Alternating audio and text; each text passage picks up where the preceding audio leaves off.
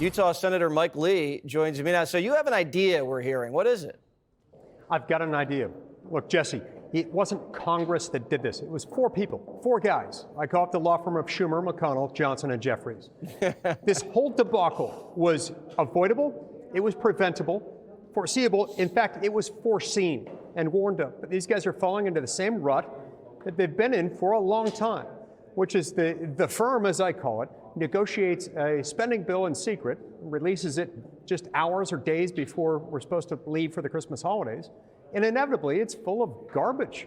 And that's what happened. Wait, so you're saying, hold on, just back up. So you're saying these four people, you're saying Jeffries, Johnson, Schumer, McConnell, Johnson, and Jeffries, the firm. Okay, They did this. Okay, McConnell and Schumer, they cooked this up for the last 85 days in secret, dropped it on everybody Wednesday, and this is where we are. Yes, and it has failed. It's failed miserably because the American people are awake. They have access to X, they have access to Waters World, they have access to information and to apps that will help them quickly digest this information. This does not work. It's an historic moment. It's fallen apart. And as a result, somebody's going to have to lose their job over this. I don't think the Speaker is going to remain in power. That's my prediction. I'm not in the House. If I'm correct in that, and I think I am, we need bold new leadership, outside leadership, and I think it needs to be a Doge speaker. It needs to be either Vivek Ramaswamy or it needs to be Elon Musk. Look, I was over here a couple weeks ago, House and Senate Republicans for a Doge caucus meeting. I've never seen, we're like, herding cats, Republicans on Capitol Hill.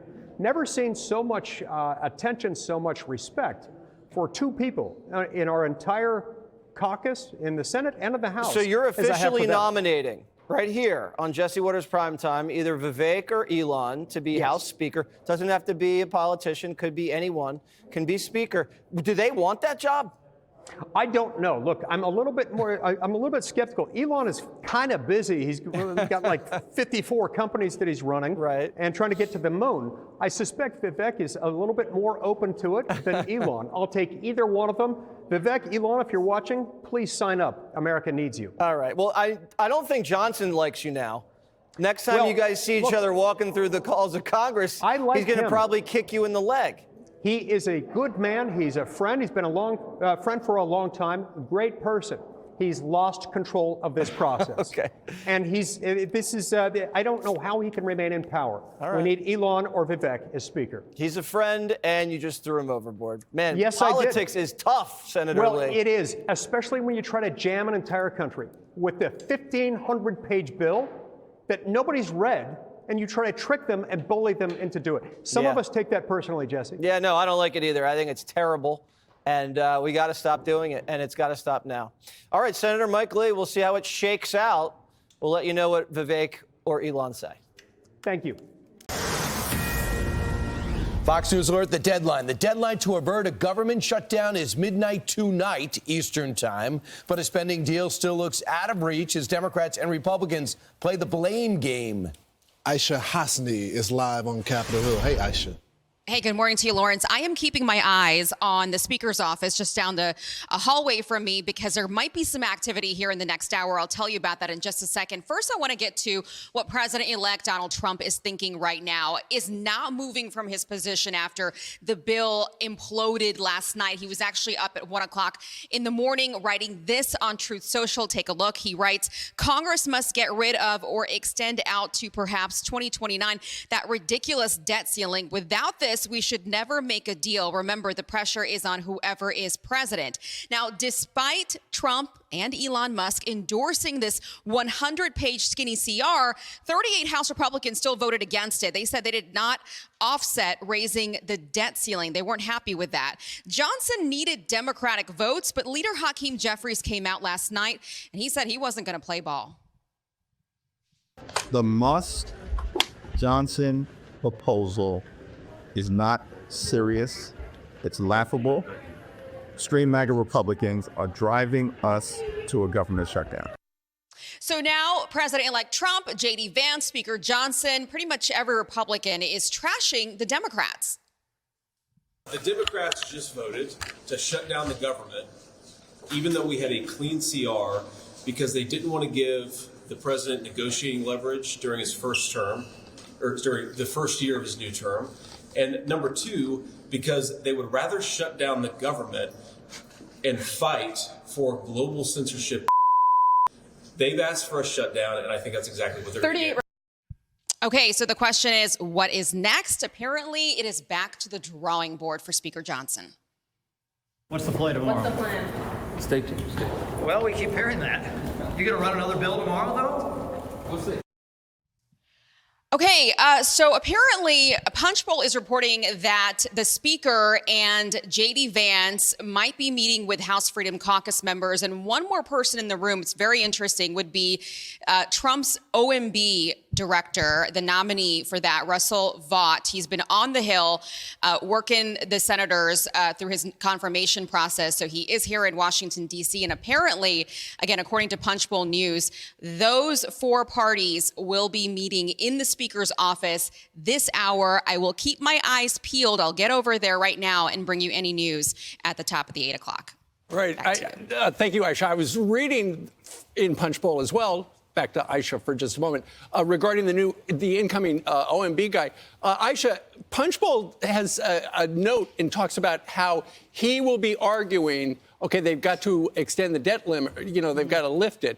But it was when Kevin McCarthy in 2023 was Speaker, he actually led the opposition. He's saying, we can't give them this. And now he's saying, you got to give us this. And this is undoubtedly the House Freedom Caucus is going to bring that up with him. Absolutely, they're going to bring it up. In fact, Kevin McCarthy's name has been brought up several times in the last 24 hours because this is pretty much, I mean, this is deja vu. People have been watching this and thinking this is exactly what happened to Kevin McCarthy. At the end of the day, he tried to throw things on the floor that didn't fly with his own conference, and eventually he didn't want to see the government shut down, so he put a clean CR on the floor. It passed with Democratic votes, which is exactly what Speaker Johnson needs right now to avert a government shutdown. So that's the crisis that Speaker Johnson finds himself in. And he doesn't want to lose his speakership.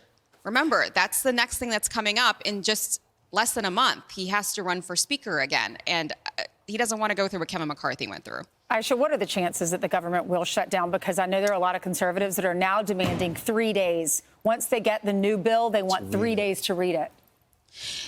That's not going to happen, Ainsley. I think the 72-hour rule is out the window at this point, and people are probably okay with that. Regular order is just out the window. I think the longer we wait, the longer this goes, and it's looking to be probably a mini shutdown.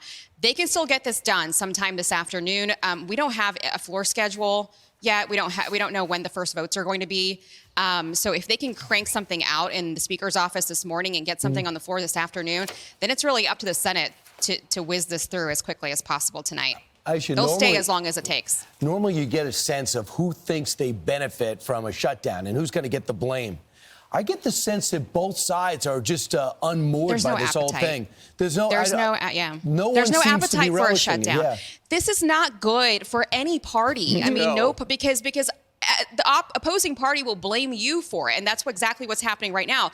The only person that might be okay with the government shutdown might be Elon Musk, because this actually speaks to why if you have part of the government shutdown, then it speaks to why, you can get rid of parts of the government that aren't very important. So, with his work in Doge, his and Vivek Ramaswamy's. But no, it's not good, politically speaking, for either party to see a government shutdown, even for a few days. Although you do enjoy getting up and doing this breaking news with us in the morning. So I love you guys. We benefit. Yeah. We Thanks, appreciate Aisha. it, Aisha. I found myself conflicted with this debate.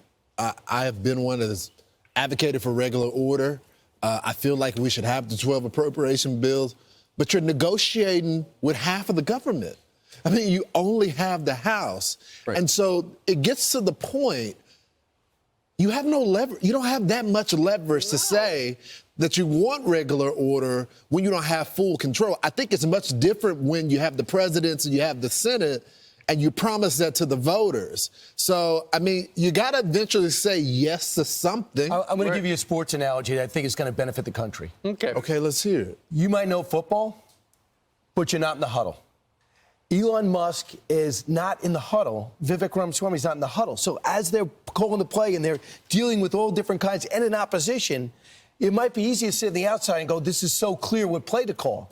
But you do not know what it's like actually doing the deal with so little power and leverage. So you could say, yeah, right, that shouldn't be in. Yeah, that shouldn't be in. But you know what is in? Because that's in this, and this. So they came back and they restructured at the last minute. The only criticism would be, could you have not done this earlier? Couldn't you have not done this in October or right after the election? Right. Because just before we had Speaker Johnson on 2 days ago, Elon Musk at 4:15 in the morning said, you can't pass this bill. And that was the beginning of the end.